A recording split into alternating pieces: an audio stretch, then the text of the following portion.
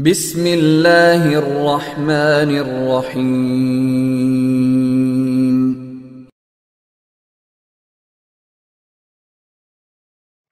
Bismillahirrahmanirrahim. Assalamualaikum warahmatullahi wabarakatuh. Alhamdulillahilladzi bini'matihi tatimmus shalihat. Wassalatu wassalamu ala muallimin nasil khaira nabiyyina Muhammadin wa ala alihi wa sahbihi ajma'in. Amma ba'd.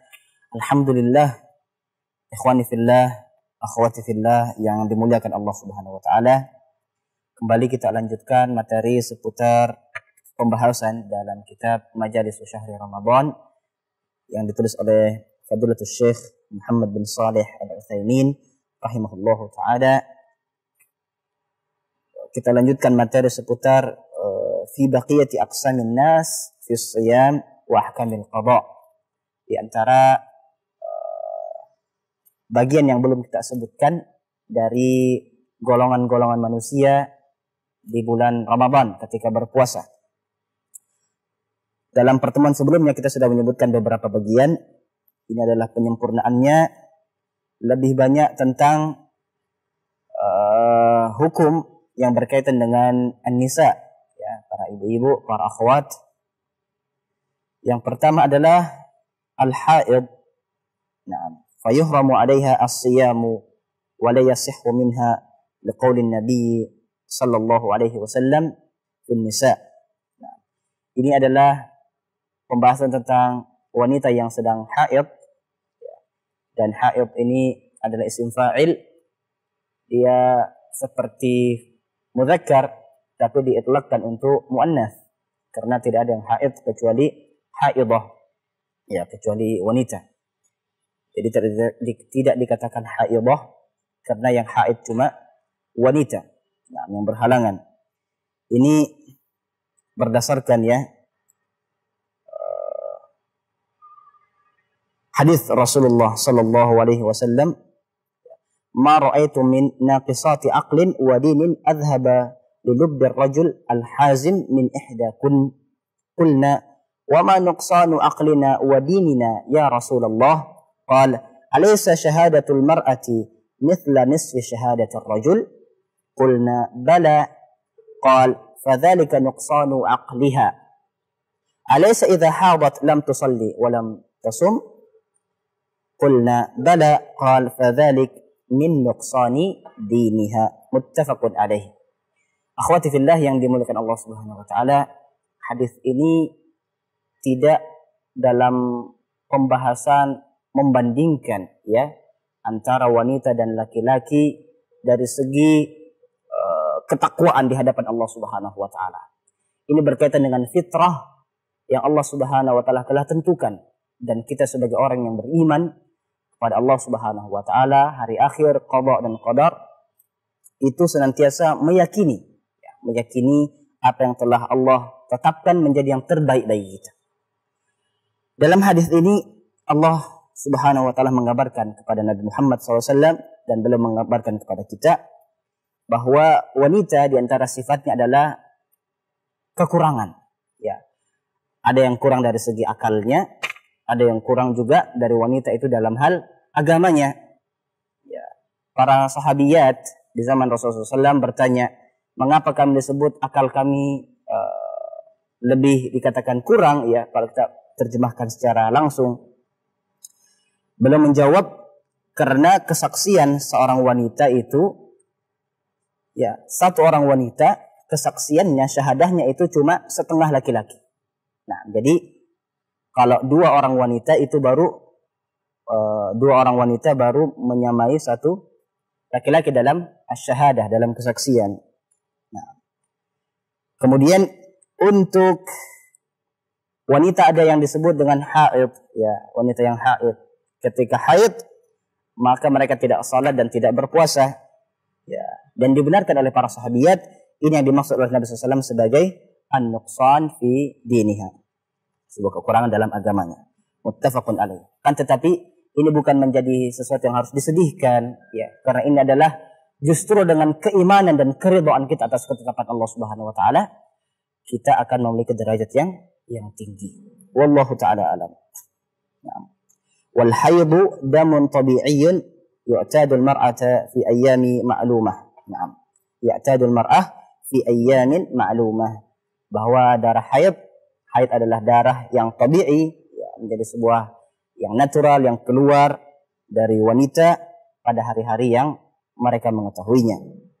Maka ikhwati fillah, ketika haid ini terlihat, ya, akramakumullah, وهي صائمة ولو قبل الغروب بلحظة بطل صومه يومها ولزمها قضاؤه إلا أن يكون صومها تطوعا فقضاؤه تطوع لا واجب. Nah, ketika puasanya adalah puasa Ramadan wajib, misalnya dari pagi udah sahur, ya, zuhur berlanjut asar, walau yani ketika ingin berbuka puasa, ya, mungkin 10 menit, ya, tiba-tiba haid, maka puasanya pada hari itu dihukumkan batal dan wajib menggantinya ketika puasa wajib.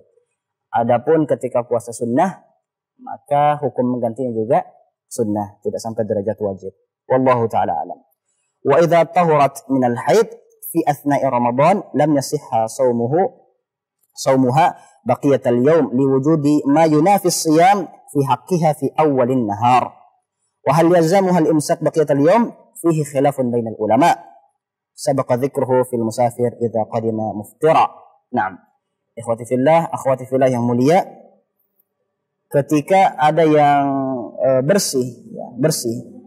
Misalnya sudah berapa hari, ya, 5 Ramadan haid, tiba-tiba hari ke-6 dia bersih, tapi bersihnya itu di tengah hari. Nah, maka belum dikatakan berpuasa. Akan tetapi apakah misalnya bersihnya jam 10, apakah dia menahan sampai yani imsak sampai maghrib, atau dia boleh makan dan minum? Di sini ada khilaf dari para ulama. Wallahu taala a'lam. Wa idza taharat fil lail fi Ramadan walau qabla al-fajr bi lahzatin wajaba 'alaiha as-shaum. Ketika bersihnya itu di malam hari, pada malam ke-7 Ramadan, di waktu sahur bersih. Nah, alhamdulillah segera bertatahur dan berpuasa, karena dia pada hari itu, pada waktu itu sudah menjadi bagian dari ahlus siyam. Wa yasihu shaumuha hina idhin wa in lam taghtasil illa ba'da tulu'il fajr kal junubi idza sama wa lam yaghtasil illa ba'da tulu'il fajr fa innahu yasihu shaumuhu. Meskipun belum mandi wajib, mandi besar, ya, misalnya menjelang subuh, maka dia harus mengutamakan sahur meskipun tidak mandi. Nanti mandinya setelah azan subuh misalnya, atau ketika mau sholat subuh baru mandi. Sebagaimana dikasihkan kepada orang yang junub, ya, yang junub boleh dia berpuasa, berniat makan sahur, ya, artinya berimsak meskipun mandinya sebelum sholat subuh. Berdasarkan hadis, ya, perkataan Aisyah radhiyallahu anha, kana Nabi sallallahu alaihi wasallam yusbihu junuban min jima'in ghair ihtilamin thumma yasumu fi Ramadan. Dahulu Rasulullah SAW pernah masuk di waktu pagi dalam kondisi junub dan disebabkan karena jima', ya, bukan karena ihtilam, bukan karena mimpi. Kemudian beliau berpuasa di bulan Ramadan. Ya, artinya mengakhirkan mandi. Muttafaqun alaihi. Wan nufasa kal haid fi jam'i ma taqaddam. Dan orang-orang nifas, ibu-ibu nifas, hukumnya sama dengan orang haid, ibu-ibu yang haid, wanita yang haid, sebagaimana kita tersebutkan tadi. Wa yajibu 'alaiha al-qada'u bi 'adadil ayyam allati fatatha liqoulihi ta'ala fa'iddatum min ayyamin ukhra. Tapi dia wajib mengganti, ya, mengganti nanti puasanya di hari-hari yang lain. Wa su'ilat Aisyah radhiyallahu anha ma balul haid taqdi as-shauma wa la taqdi as-shalah.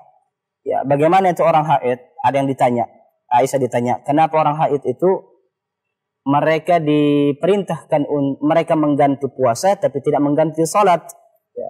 Maka Aisyah menjawab, kana yusibuna dzalik fa nu'maru bi qada'is shaumi wa la nu'maru bi qada'i as-shalah. Dulu kami seperti itu. Ya, kami haid.